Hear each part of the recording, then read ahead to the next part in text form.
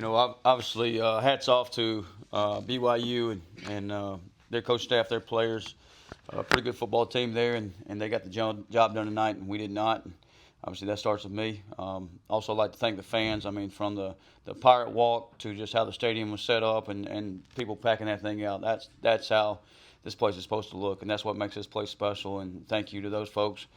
Apologize that we didn't get it done tonight, and we got to obviously do a better job of what we do. Just talk to our players about it's. We always talk about it's us, our preparation, our focus, how we go about our business, how we do things, and it's certainly no different tonight. We got to clean up some mistakes. We got to clean up the penalties, and that's us, and that's all of us together doing those things.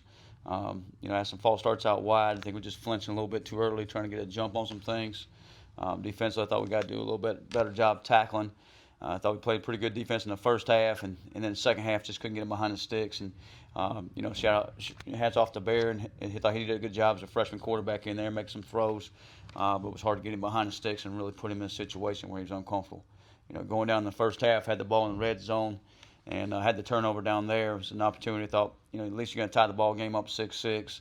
The worst case scenario, and Caden was just trying to make a play. And I thought several of our mistakes came tonight from guys trying to make a play. And sometimes when you try to push too much or you try to make a play, you can make a mistake. And we got to do a better job of that, just kind of relaxing, doing our 1/11th, doing our job, and let those things come to us as we do our job. So it cost us down there at least 3 points and could have tied the game up.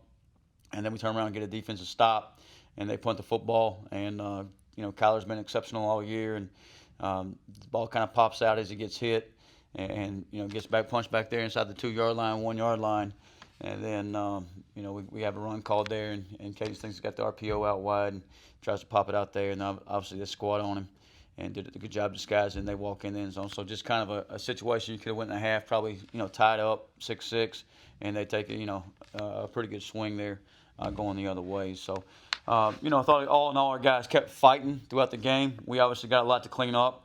We got a lot we got to reset and reload all those things because now you're going into conference play in 5 days. You got an Army team coming in here who won the conference championship last year. Has a lot of players back from that team last year. So, as much as you would like to, really focus and go back and check this out, we got to clean up the mistakes that we made. That starts with me.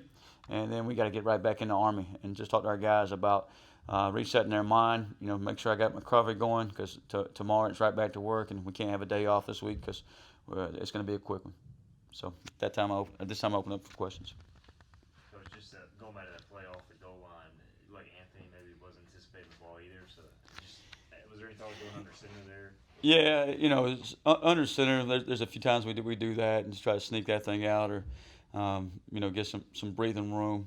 Had a call there. Thought we could just do the same thing, have the same mindset of there as well.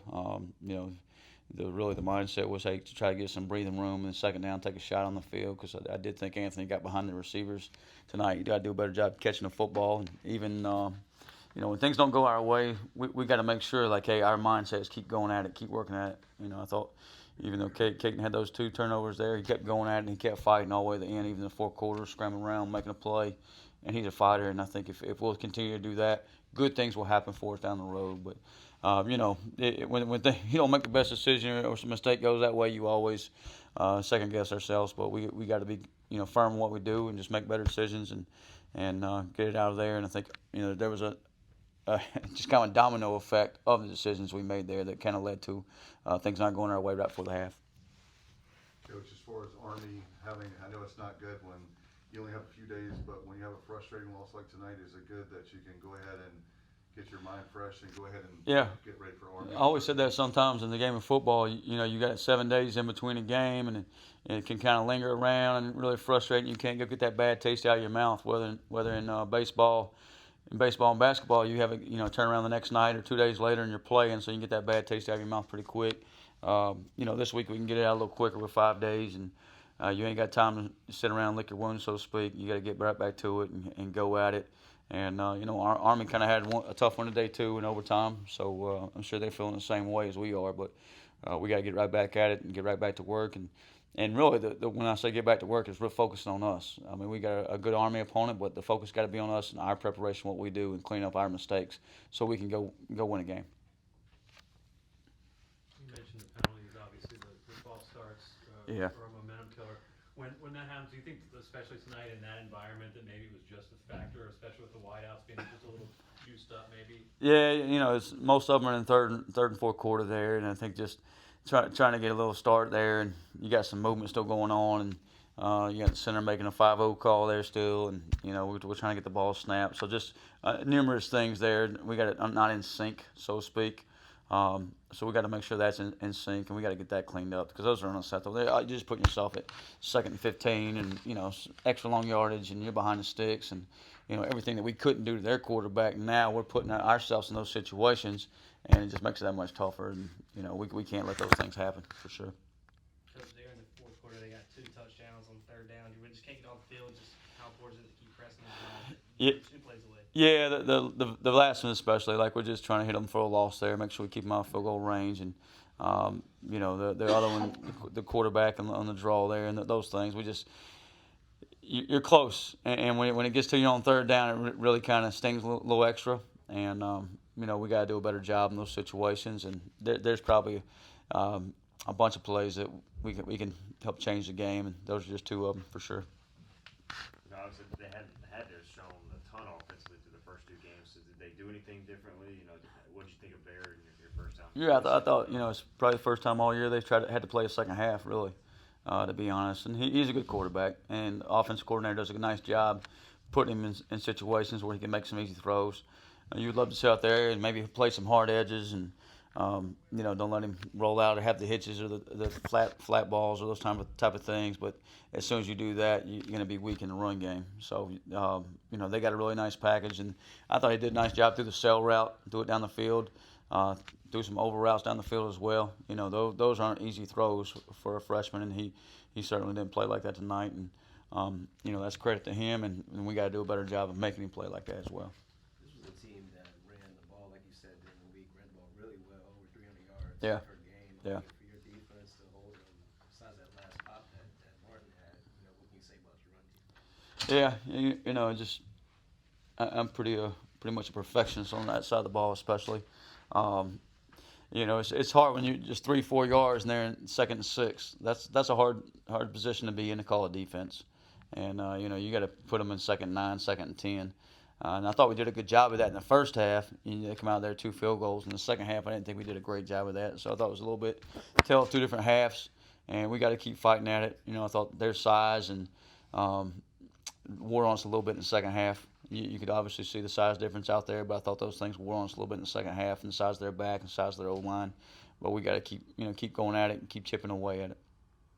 How were the guys in the locker room, and how important will it be to get them bounce back? Yeah, I think we talked just about keeping a tight group, and this group, and I told you guys from the get-go in camp, they love each other and they're willing to work. They love practice, and I think if we'll continue to do that and keep that the focus, we'll be okay. It's one game. You get 12 of these opportunities, 4 of them are down, and now it's really starting a new season. The non-conference schedule's out of the way. You played 2 Power 4 teams, didn't turn out the way you wanted it to. The other 2 games turned out the way you wanted it to. So we've had some ups and downs, and now we got to kind of reset, refocus, and everybody in our building's got to be that same way, and our players certainly are. And we got to get ready to go play some conference games, and one at a time, and see how they go. Coach, just losing Tegan early in that first Yeah. half, having to change some stuff up. Just how old are Jonathan Jean and some of those other nickel guys that kind of just move all around tonight? Yeah, the guys that came in for Tegan was really Kamari McKinley and Ladarius Polk. Those guys kind of filled in for him, but Tegan's such a communicator back there, an older guy that kind of runs the defense. It kind of, they shift motion trade, which makes you communicate defensively, makes you adjust and react defensively. And Tegan's a guy that you have, kind of puts everybody at ease because they hear his voice and kind of gets us in the right checks and the right adjustments. And, when he goes out, it kind of keeps you in safer calls, so to speak. So I thought that was a big swing of our momentum and how we want to attack things and do things. You obviously get him back. It happened in the first half, so he has to sit the rest of the game. But you do get him back for the first play of Army, so he didn't have to sit any time. So that's if there's an upside to it, it happened in the first half and not the second half. If it happens in the second half, he's missing the first half of Army and is really missing 2 halves of 2 different games. But just unfortunate incident. And I still I get targeting, and I get we want to protect young men in this game, and we need to. But when a big back's going down or a big tight end's going down the sideline and you're trying to knock him out of bounds and he's dropping his shoulders, it's tough. And you got to make sure you hit him in the strike zone. We'll keep coaching that up. But Tegan's play his tail off, and he'll continue to do that. And, it would be good to have him back first play on Thursday. Coach, as far as BYU, would you like the Story program that won a national championship in '84? Would you like to see this series continue? I think it's good for, look at the crowd it brought to Greenville. Look at everything, and I talked about this earlier in the week, I think, is everything this game did tonight for not just our program, not for our university, not just for Dowdy Ficklin, but our community. And I think the hotels were sold out, and so the restaurants were, and, that's a shout out to our fan base. And just, I said, they make football matter here, and that's awesome. And, whether it's BYU or NC State or, whoever it may be, I think those are great series to continue. And it's very competitive. And it goes down to if we made a few plays here or there, it'd be a little different. Obviously tonight, and I think it's a 4-game. Tonight was the 4th game. That series ended up 2-2. We won the middle 2. They won the first and the last. But, yeah, that's definitely a series you would like to see. And their fan base and the way they do things. And their coach, I think, is first class, and I really respect the heck out of him. One more question. Anybody? Okay, thank you, Coach. Yeah, appreciate you guys. Thanks for everything, and just really appreciate that fan base and all you guys do. Thanks, Coach. Thank you, Coach.